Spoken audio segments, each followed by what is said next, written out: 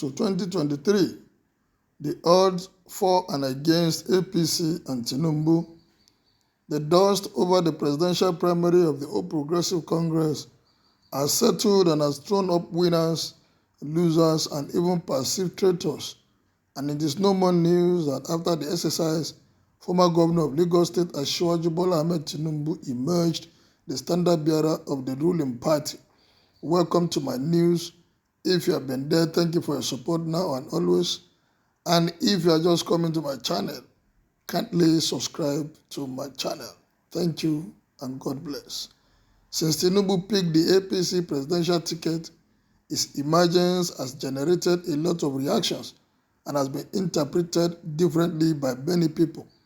For some, it represents the best material the ruling party can parade to retain power beyond 2023. Yet to others, his emergence is a bad omen for the future of the party. Those on the positive side of the divide have continued to argue that he remains the only person among the other presidential aspirants with a magic wand and war chest, experienced network, political structure, capacity and competence as a tested election veteran to match the candidate of the People's Democratic Party, Atiku Abubakar, in terms of resources and strategy. To attest to his readiness for the battle ahead, Tinubu had in his acceptance speech promised to replicate his economic blueprint and fit as governor of Lagos State, which made the state the fifth largest economy in the world if he finally gets or becomes the president of Nigeria. Luckily, as a kingmaker for many years standing, his political godsons and network have grown into empires across the country to guarantee him the needed structure to actualize his life ambition. Though feelings betrayed and I even expressed disappointment against some aspirants that contested against him, he will still rely on their connections to ensure lying falls in pleasant places for him. As a tested political godfather, his capability and potential to provide leadership are never in doubt, considering the fact that his administrative antecedents and experiences as a senator and a two-term state governor will all count positively in his favor. After emerging the APC standard bearer, critical observers believe that he started well by embarking on a healing process with his physical visitations to almost all the major presidential aspirants. Again, despite the hostilities against his winning the ticket, he looks strategically positioned to give candidates from the other political parties a good run for their money.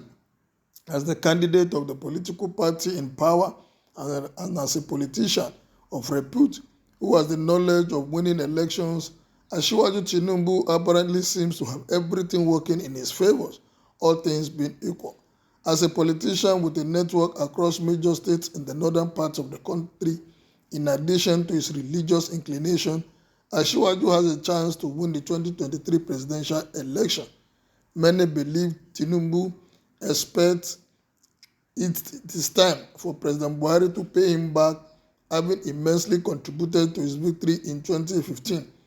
Asiwaju has also contributed to the emergence of certain persons winning some major and minor political positions in several geopolitical zones in the country and principal officers of the National Assembly and state assemblies.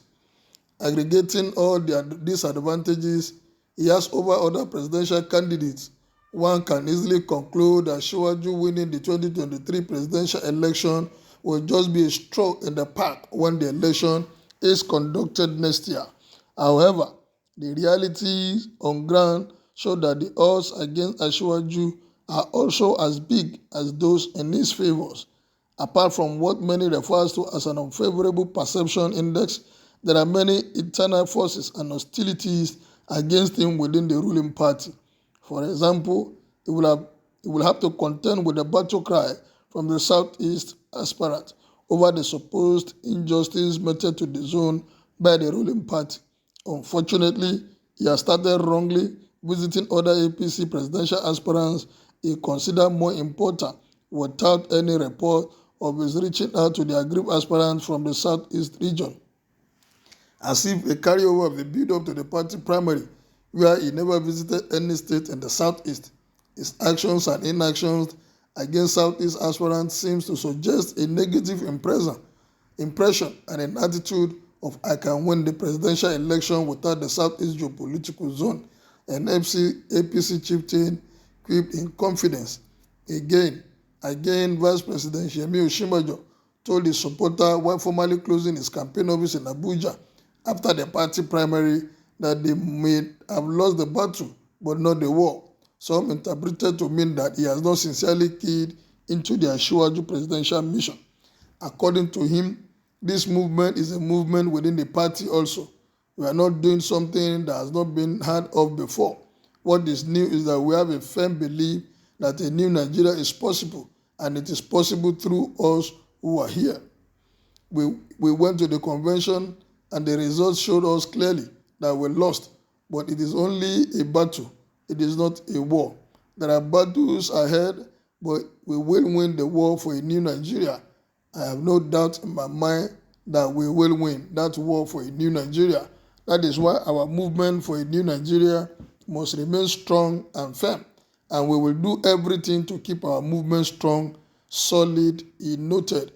More instructively, for a candidate, the build-up to his emergence sharply divided the national leadership of the party. The unanswered question will be how soon the political sins will be forgiven, or how fast the healing process can be achieved before the commencement of major campaign activities to the presidential election. Apart from Osinbajo's perceived disloyalty and the strained relationship within the APC national chairman, Abdullahi Adamu, there are still more battles Asiwaju must fight in his southwest region to be in pole position for victory. He will not only face hostilities from the division in his ruling party, but also from the opposition party that will be spearheaded by his high rival, Bode George, who has threatened repeatedly that he will go on exile if Asiwaju becomes the president of Nigeria. Above all, there have been serious concerns about his health status, and despite his assurance that he is not participating in an Olympic Games as the president of Nigeria to test his physical fitness, the anxiety over his health has persisted, and smarting from the ugly experience of President Muhammadu Buhari spending a large chunk of his first tenure in health facilities in London, Nigerians may be psychologically uncomfortable to see the emergence of another president with any slightest health challenge. For many of them, they don't want to go through such an experience again. Added to these myriads of hurdles confronting Asiwaju presidential bid will also be how he contend with the increasing negative perception many Nigerian electorates nurtured against the APC as a twin devil with the PDP that drafted Nigerian progress. He may also have to go extra miles to counter the looming revolution from the Nigerian youths angling for the Labour Party candidate Peter Obi. Already, the fear is palpable and capturing the situation. APC National Vice Chairman Northwest Salihu Muhammadu Lukman had noted the claim is that APC government has mismanaged the economy, divided Nigerians, and created insecurity. While it is obvious some of these highlighted points could deny him the presidency, let's see what goes, how it pan out at the end of the day. Nigerians, one thing I know, they easily forget when things are looking bright on the other side. Well, this is Asiwaju, some of the things that maybe work against him or work for him in the incoming election. What is your take on this? Kindly make your opinion known as you subscribe to my page. Thank you, good day, and God bless.